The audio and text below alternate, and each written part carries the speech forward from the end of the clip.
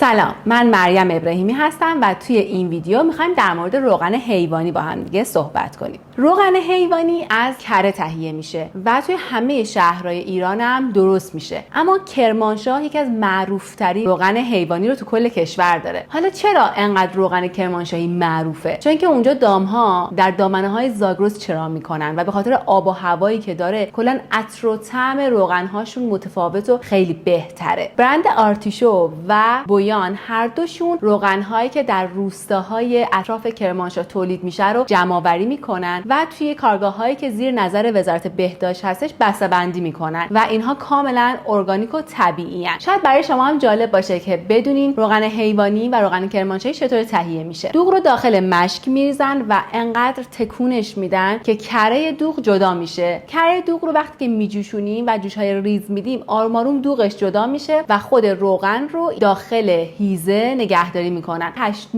ماه بهش استراحت میدن به خاطر اینکه یک عطر و طعم بیشتری بگیره و روغن استراحت کنه. وقتی که دوغ کره گرفته میشه و ما به روغن خالص میرسیم، این روغن تحمل دمای بالایی داره. پس شما میتونید از اینا برای سرخ کردن استفاده کنید، به جای کره استفاده کنید، توی پخت و پز مثلا میتونید داغش کنید و روی برنج بدید. خیلی خوشمزه، خیلی خوش عطر میشه.